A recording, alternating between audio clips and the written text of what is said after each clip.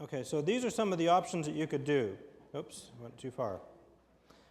So thinking about that, where this is just done on price ranges, what if you did homes on a lake, homes with a view, urban condos, anything that your IDX provider exports? So what you guys need to do is actually go to your MLS or go to your IDX provider, whoever it is that you're using, and take a look at all of the options that you've got. And you may be able to search, for instance, on homes on an acre or more, or floating homes we have a lot of, or condos downtown, homes on a lake, homes with a view. And I'm going to show you a clever ad that I did later on using homes with a view. So anything your IDX allows, you can come up with.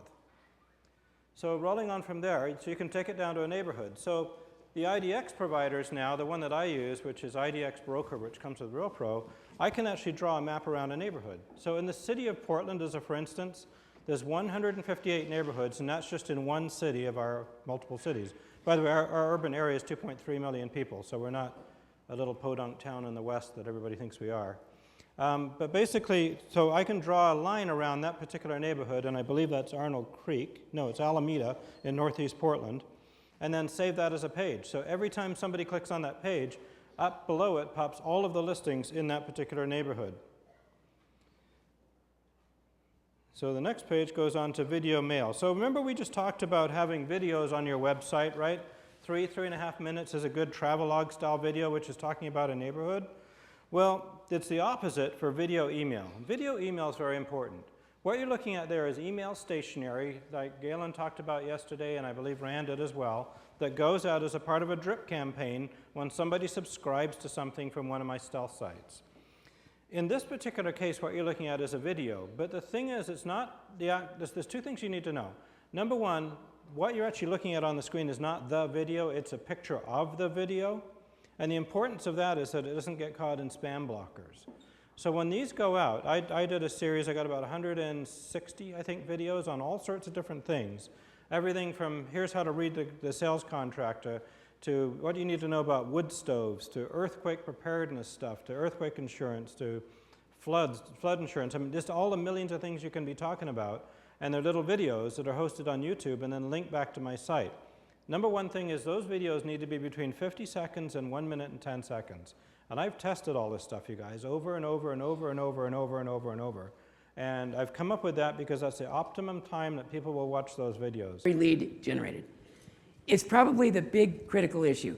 If all you did tomorrow after you get done here is decide that I'm going to follow up and follow through with every lead for as long as it takes to convert them, you would do more business. You know what the number one reason for failure is in this business? Anybody know? Lack of follow up and follow through. So that means that that's all you did, nothing else. I'm not recommending you just do that. But that one thing would make you more money. You ever notice agents that are making a lot of money, one thing they're really good at is what? Tenacious follow-up. They hang on to a potential lead with both arms and legs and everything else. Okay. Now, you want to create an automated email campaign because technology's become cheap and easy to use. Agreed? Even if you're not that technically literate, it still can be easy to use if you have the right tools.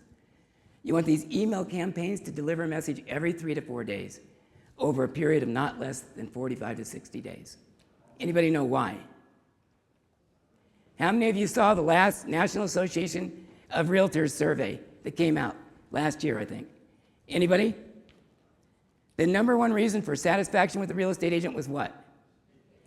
Communication.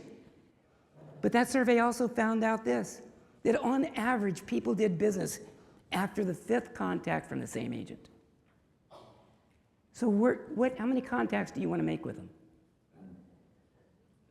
More than 5. If they say 5 on average, I'm going to 10. I'm going to get to 10 or 15. Why? I want to be the last agent standing. Now, most agents will follow up once or twice with email.